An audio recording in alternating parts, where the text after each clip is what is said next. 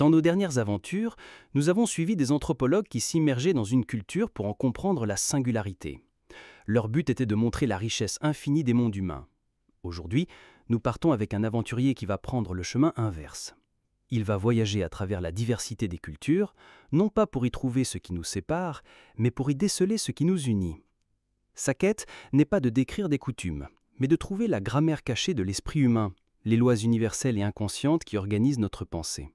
Cet homme, qui a dominé la pensée française du XXe siècle, qui a traité les mythes comme des équations mathématiques, c'est le grand Claude Lévi-Strauss. Son aventure est celle d'un astronome des sociétés humaines qui regarde le chaos apparent des étoiles pour y découvrir des constellations invisibles.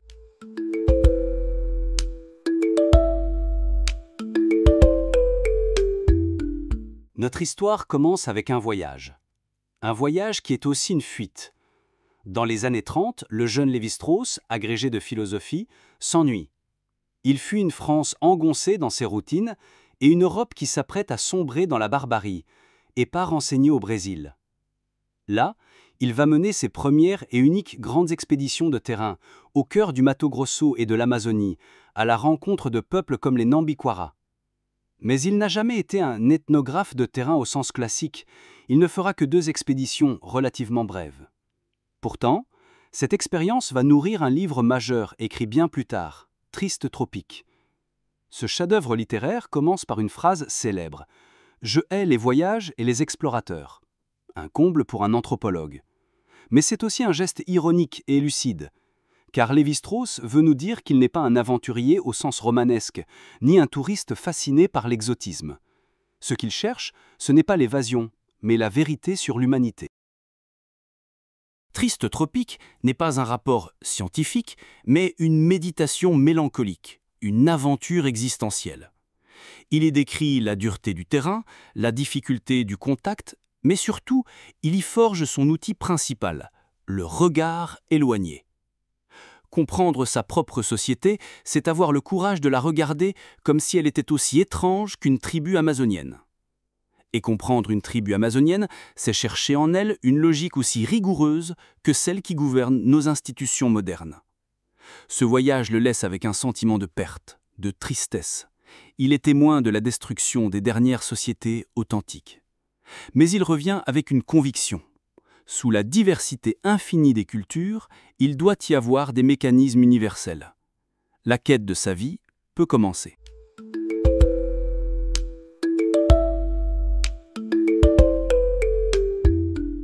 De retour en France, puis exilé à New York pendant la guerre, Lévi-Strauss rencontre des linguistes comme Roman Jakobson, qui lui donnent les outils du structuralisme. Chercher derrière la variété des discours les structures inconscientes qui les organisent. Il applique cette méthode à la plus grande énigme de l'anthropologie, la prohibition de l'inceste. Pourquoi toutes les sociétés humaines, sans exception, interdisent-elles le mariage entre proches parents ? L'explication biologique, éviter l'étard génétique, ne tient pas, dit-il. Les sociétés primitives ne connaissaient rien à la génétique. La raison doit être ailleurs, elle doit être sociale. Dans Les structures élémentaires de la parenté, il avance une idée révolutionnaire.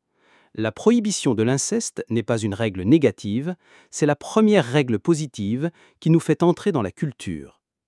En m'interdisant d'épouser ma sœur, la société m'oblige à donner ma sœur à un autre groupe et à recevoir en échange une épouse. Ce n'est pas un interdit, c'est le fondement de l'échange, le passage de la nature à la culture. L'échange des femmes est la première forme de communication, le premier langage humain.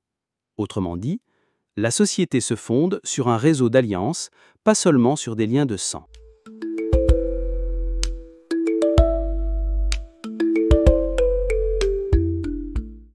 Fort de cette découverte, Lévi-Strauss étend sa méthode à tous les aspects de la culture.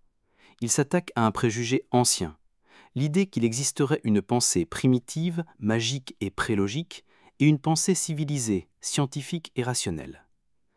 Dans la pensée sauvage, il détruit cette opposition. Il n'y a pas 2 types d'esprit, mais 2 modes d'une même intelligence humaine. La pensée sauvage est celle du bricoleur. Le bricoleur n'a pas de plan abstrait, il fait avec ce qu'il a sous la main. Des mythes, des rites, des morceaux d'expérience. Il assemble, détourne, combine pour donner du sens. La pensée moderne, celle de l'ingénieur, part d'un concept abstrait pour inventer des outils adaptés. Mais dans les deux cas, la logique est la même, une logique d'opposition binaire, nature-culture, cru-cuit, frais-pourri, vie-mort. Le mythe n'est pas une fable naïve, c'est une machine intellectuelle, aussi rigoureuse qu'une équation, qui sert à résoudre les contradictions fondamentales de l'existence.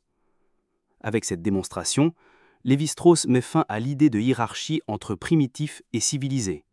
Toutes les sociétés sont également intelligentes, simplement avec des styles différents.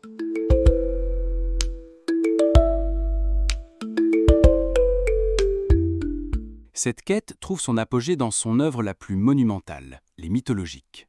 4 volumes immenses, publiés entre 1964 et 1971, où Lévi-Strauss analyse des centaines de mythes amérindiens. Non pas pour ce qu'ils racontent, mais pour la manière dont ils s'enchaînent, se transforment, se répondent. Il y découvre un véritable opéra caché de l'esprit humain. Chaque mythe est comme une variation musicale sur les mêmes thèmes fondamentaux. La vie et la mort, la nature et la culture, le cru et le cuit. Les mythes ne sont pas des récits naïfs, ils obéissent à des lois de transformation aussi rigoureuses que des équations. C'est la grande cathédrale du structuralisme.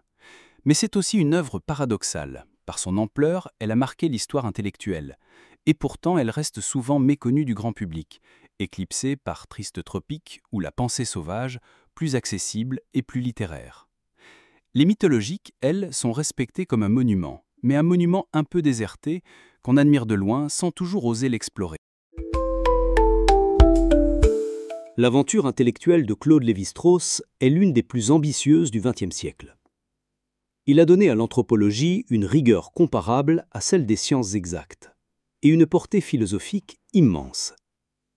Son structuralisme a influencé la philosophie, la psychanalyse, la critique littéraire. Il a aussi été critiqué. On lui reprochait de négliger l'histoire, l'individu, l'expérience vécue. Mais son héritage reste colossal. Il nous a appris à voir la structure derrière le chaos, l'universel derrière le particulier. Et surtout, il nous a laissé une leçon d'humanisme. Si toutes les sociétés, des plus petites tribus aux plus grandes métropoles, utilisent la même grammaire intellectuelle, alors il n'y a plus de primitifs ni de civilisés. Il n'y a que des variations infinies sur un même thème, celui de l'esprit humain. Lévi-Strauss, cependant, était aussi un homme mélancolique. Dans ces dernières années, il se disait témoin impuissant de la disparition des cultures avalées par l'uniformisation du monde moderne. Comme dans Triste Tropique, il a gardé jusqu'au bout ce sentiment de perte irréversible.